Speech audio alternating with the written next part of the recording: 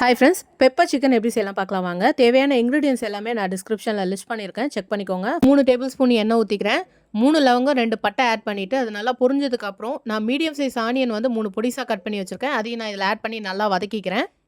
வெங்காயம் வதங்கினதுக்கப்புறம் நான் நீல வாக்கில் கீறின 2 பச்சை மிளகாய் இதில் ஆட் பண்ணிக்கிறேன். அதுக்கப்புறம் 3 காஞ்ச மிளகா நான் கிள்ளி போட்டுக்கிறேன் இதில்.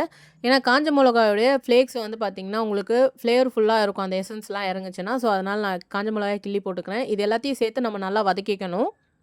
இது எல்லாமே சேர்த்து நல்லா வதங்கினதுக்கப்புறம் 1/4 ஸ்பூன் மஞ்சத்தூள் இதில் ஆட் பண்ணுறோம். மஞ்சத்தூள் ஆட் பண்ணிவிட்டு தேவையான அளவு உப்பு எவ்வளவோ அதை நம்ம ஆட் பண்ணிக்கிறோம். ஸ்பூனில் வந்து பார்த்திங்கன்னா உங்களுக்கு 1/2 ஸ்பூன் வந்துட்டு நான் உப்பு ஆட் பண்ணுறேன். அதுக்கப்புறம் 1 ஸ்பூன் ஜிஞ்சர் கார்லிக் பேஸ்ட் வந்து நான் ஆட் பண்ணிக்கிறேன். இது எல்லாத்தையும் சேர்த்து பச்சை வாசனை போகிற வரைக்கும் நல்லா வதக்கிக்கணும்.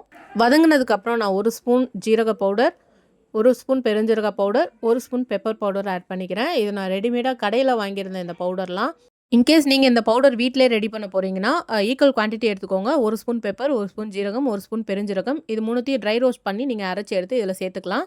நான் இன்றைக்கி 1/2 kg சிக்கன் எடுத்து க்ளீன் பண்ணி வச்சுருக்கேன். நான் லெக் அண்ட் விங்ஸ் பார்த்து தான் வாங்கியிருக்கேன். ஏன்னா சிக்கன் ரொம்ப சாஃப்ட்டாக இருக்கும் அந்த பார்ட்ஸு. ஸோ நம்ம சிக்கன் ஆட் பண்ணதுக்கப்புறம் அந்த மசாலா ஃபுல்லாக கூட் ஆகிற அளவுக்கு நம்ம நல்லா வந்து கிளறி விட்டுக்கணும்.